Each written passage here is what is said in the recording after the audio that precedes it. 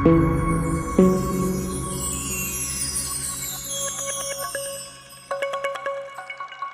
नमस्कार, सत श्री अकाल। मैं दुर्गेश कुमार। आशा करता हूँ आप लोग ठीक होंगे, आप अपने परिवार का ख्याल रख रहे होंगे, साथ में अपना भी ख्याल रख रहे होंगे। दरअसल आज जो मैं बात करने जा रहा हूँ, जिस घटना के ऊपर मैं बात करने जा रहा हूँ, ये घटना है 22 अप्रैल 2014 की।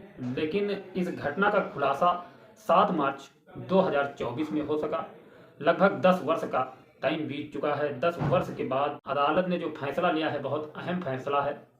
इस फैसले की तारीफ कोई भी व्यक्ति कर सकता है। जिस व्यक्ति को पता चलेगा कि अदालत ने बहुत ही संगीन फैसला लिया है, शायद वो तारीफ करने से पीछे नहीं हट सकता है। बहुत ही अच्छा फैसला आया है। किसी भी क्राइम करने वाले के साथ इसी तरीके का सलूक होना चाहिए। आप ये बताइए कि हमें और आपको, इंसान को मारने का टेंडर किसने दिया है? जब हम और आप किसी चीज़ को बना नहीं सकते हैं तो बिगाड़ने का अधिकार बिल्कुल भी हमारा आपका नहीं है। लेकिन हम और आप देख रहे हैं कि क्राइम की दुनिया में आजकल क्राइम इतने ज़्यादा हो रहे हैं कि क्राइम को सुनने और देखने के बाद किसी का भी कलेजा हिल जा रहा है, किसी का भी मन परेशान हो जा रहा है इन क्राइम को देखकर। किसी का भी ब्लड प्रेशर बढ़ जाएगा। जिस तरीके की घटनाएं हो रही हैं, अगर विधिपूर्वक बता दिया जाए कि किस तरीके से क्राइम को अंजाम तक पहुंचाया गया, ब्लड प्रेशर लो हो सकता है। मतलब इतना ज़्यादा क्राइम हो रहे हैं और इस तरीके से शातिर तरीके से क्राइम किए जा रहे हैं, जिनको और देखने सुनने के बाद तो हमें ऐसा लग रहा है कि इस दुनिया में आगे किसी भी इंसान का जीना मुश्किल हो जाएगा। इस तरीके से दर्दनाक क्राइम हो रहा है, जिसका मतलब कोई किसी केस से लेना देना नहीं है, किसी चीज़ से कोई मतलब नहीं है, एकदम साधारण व्यक्ति है, उस व्यक्ति के साथ ऐसी घटनाएं हो रही हैं। तो इन घटनाओं को देखते हुए अदालत को शायद इसी तरीके से फैसले सुनाने होंगे जिस तरीके से इस केस में सुनवाई हुई और 8 लोगों को फांसी की सजा सुनाई गई।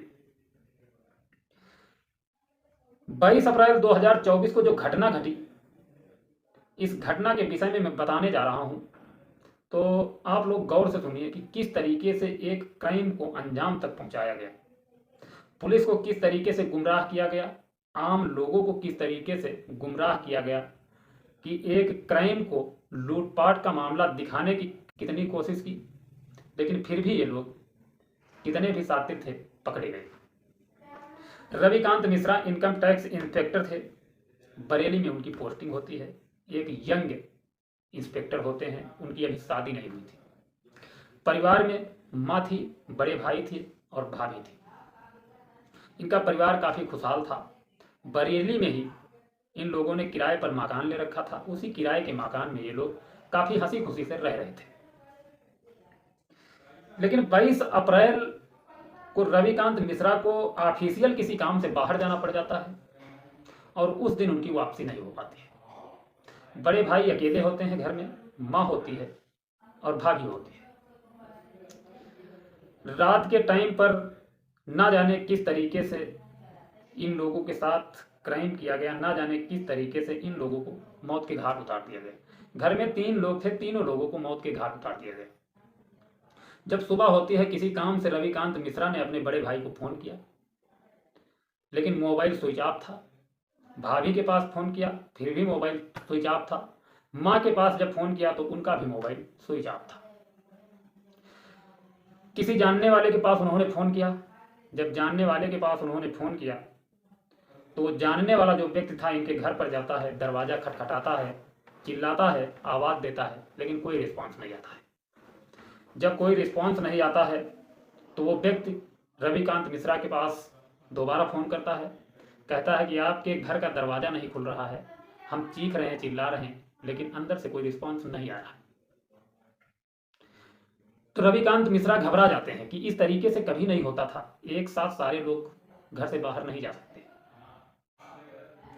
घबराहट बढ़ जाती है, बेचैनी बढ़ जाती है। रविकांत मिश्रा काफ़ी परेशान हो जाते हैं।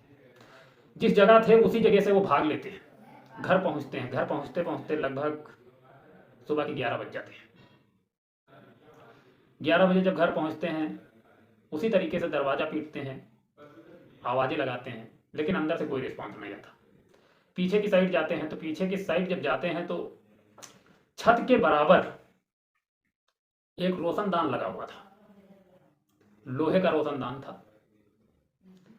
तो वो टूटा हुआ था, कटा हुआ। ऐसा लग रहा था कि किसी ने इसको तेजधार हथियार से काटा है, आरी ब्लेड से किसी ने इसे काट दिया है। जब देखते हैं तो इनका कलेजा सन्न रह जाता है कि इस तरीके से अगर हुआ है तो शायद घर की स्थिति पहले जैसी नहीं है। फिर पीछे के दरवाजे के पास जब जाते हैं तो देखते हैं कि दरवाजे की कुंडी टूटी हुई है। घर के अंदर प्रवेश करते हैं और जैसे ही अंदर प्रवेश करते हैं तो सामने सामने दरवाजे की सीढ़ियां थी। सीढ़ियों पर देखते हैं माँ की लाश खून से लथपथ पड़ी। जिस समय माँ की लाश को देखते हैं तो कलेजा दहल जाता है। तुरंत घर से बाहर निकलते हैं, आसपास के लोगों से बताते हैं। आसपास के लोग इकट्ठा हो जाते हैं, पुलिस को सूचित किया जाता है। हालांकि कोई भी व्यक्ति हो जब अपनी मां को देखेगा मृत अवस्था में तो दर्द तो होगा, तकलीफ तो होगी। वही हुआ रविकांत मिश्रा के साथ। रविकांत मिश्रा ने किसी तरीके से अपने आप को संभाला, पुलिस को सूचित किया, पुलिस मौके पर पहुंची, घटना स्थल की जांच हुई। जांच से यह नहीं पता चल रहा था कि कातिल किस रास्ते से इनके घर के अंदर प्रवेश किए। फिर भी पुलिस छानबीन करती है तो देखती है कि बगल का जो घर था, पास का जो मकान था, उसमें कंस्ट्रक्शन का काम चल रहा था। पुलिस को डाउट होता है क्योंकि पीछे के दरवाजे की जो खुंडी टूटी थी वो खुंडी बाहर से नहीं टूटी थी, अंदर से टूटी थी। इससे प्रतीत होता था कि दरवाजा जो पीछे वाला था घर का वो अंदर से लॉक था, बाहर से नहीं लॉक था। अगर बाहर से खुंडी टूटी होती तो ये महसूस किया जा सकता था कि कोई व्यक्ति पीछे से आया है। लेकिन पुलिस ने विचार विमर्श किया तो पुलिस को यही लगा कि शायद ये जो कंस्ट्रक्शन वाला काम चल रहा है उसकी छत और इनकी छत का लेवल बराबर है, पास में, तो इसलिए कातिल हो ना हो इसी रास्ते से आए हैं। पुलिस काफी प्रयास करती है लेकिन ऐसा कुछ हाथ नहीं लगता है जिससे पुष्टि हो सके कि कातिल कौन है। पुलिस कई दिनों तक प्रयास करती रहती है। उस टाइम तो बॉडी को पोस्टमार्टम के लिए भेजा जाता है। बॉडी को पोस्टमार्टम के बाद जो रिपोर्ट आती है वो रिपोर्ट साफ तौर पर दावा करती है कि किसी तेज धार हथियार से इन तीनों लोगों की हत्या की गई है। अब सवाल यह था कि कातिल कौन है। उस एरिया के तमाम क्रिमिनल, चोर, गुंडे, बदमाश जो भी थे उन सबको हिरासत में लिया जाता है। जो भी छोटे मोटे चोर थे या बड़े थे, हिरासत में लेने के बाद पूछताछ स्टार्ट होती है लेकिन कुछ भी सामने नहीं आता है, कुछ पता नहीं चलता है कि आखिर इसके पीछे है कौन। काफी प्रयास करते हैं, जब कुछ नहीं मिलता है तो उस टाइम पर न्यू और यंग एसएसपी आए हुए थे, उनकी पोस्टिंग वहीं पर थी। काफी अच्छे व्यक्ति थे। उन्होंने जिम्मेदारी ली कि इस केस को सुलझा कर रहेंगे क्योंकि एक इंस्पेक्टर का मामला है, किसी न किसी तरीके से कातिलों को सलाखों के पीछे तो करना ही है। उन्होंने ठान लिया था। उस एसएसपी का नाम होता है रविंदर कौर। रविंदर कौर अपनी वर्दी उतार देते हैं, एक पैंट पहनते हैं, टी शर्ट डालते हैं। वो मन में एक विचार करते हैं कि अब वर्दी में मैं इस गांव के अंदर नहीं प्रवेश करूंगा क्योंकि कातिलों को ढूंढना है। अगर कातिलों को ढूंढना है तो एक आम इंसान बन करके इस गांव के लोगों के पास जाना होगा, तभी कुछ मिल सकता है। अगर वर्दी पहन करके जाएंगे तो शायद कुछ हासिल नहीं होगा। बिना वर्दी के पैंट और टी शर्ट में घूमते हैं। 3 से 4 दिन तक जब भी टाइम मिलता है ये निकल जाते हैं, इसी तरीके से घूमते हैं लेकिन कुछ भी हाथ नहीं आता है। तो एक दिन जब गांव के अंदर ये प्रवेश करते हैं तो देखते हैं कि एक महिला अपने दरवाजे पर खड़ी हुई है और इन्हें ऐसा प्रतीत होता है कि ये महिला हमें बराबर घूर रही है। उन्हें ऐसा लगता है कि ये महिला बराबर हमें देख रही है। उस महिला के पास पहुंचते हैं। अब देखिए, एक एसएसपी आए दिन बिना वर्दी के घूम रहा है और किसी को भी उसने सूचित भी नहीं किया कि हम कहाँ जा रहे हैं, किस तरीके से जा रहे हैं। ना तो पुलिस को बताया, ना तो ड्राइवर को बताया, किसी को भी नहीं बताया। एक आम इंसान की तरह घूम रहा है। जब उस महिला के पास पहुंचते हैं तो उस महिला से पूछते हैं कि आपका नाम क्या है, आपके घर के लोग क्या काम करते हैं। तो महिला कहती है क्या आप पुलिस वाले हैं। तो कहते हैं कि नहीं नहीं, हम पुलिस वाले नहीं, एक आम इंसान हैं। हम निकले तो हमने सोचा कि आप खड़ी हुई थी तो हमने सोचा कुछ पूछ लें, आखिर आप हमें बार बार देख रही हैं, बराबर देख रही हैं, तो हमने सोचा कोई कारण होगा, किसी कारणवश हमें आप बराबर देख रही होंगी। तो उस टाइम एसएसपी को ऐसा लगा कुछ तो है। देखिए, एक पुलिस वाला किसी का भी चेहरा पढ़ सकता है, यही हुआ। एसएसपी ने उस महिला का चेहरा पढ़ लिया। उस महिला के अंदर जो डर था, जो भय था, सिर्फ ये सवाल पूछने की बात कि आपका नाम क्या है, आपके घर के लोग क्या काम करते हैं, सिर्फ इतना पूछने के बाद जो डर था उस महिला के अंदर, उस डर को एसएसपी ने पहचान लिया। एसएसपी को डाउट हो जाता है कि हो ना कुछ तो है। उस टाइम तो ये वहां से चले जाते हैं, लेकिन अगले दिन फिर निकलते हैं बाइक से, तो देखते हैं कि उस दरवाजे पर कोई भी नहीं है, एकदम सन्नाटा। जब देखते हैं तो कुछ इन्हें ऐसा लगता है कि दरवाजे पर कोई तो होना चाहिए, ऐसा क्या है। दरोगा के पास फोन करते हैं, कहते हैं कि इस घर के ऊपर अब 24 घंटे निगरानी रखनी होगी। अगर 24 घंटे निगरानी नहीं रखेंगे तो शायद ये केस सुलझ नहीं पाएगा और इस केस की कड़ी हो ना हो इसी घर से मिलेगी।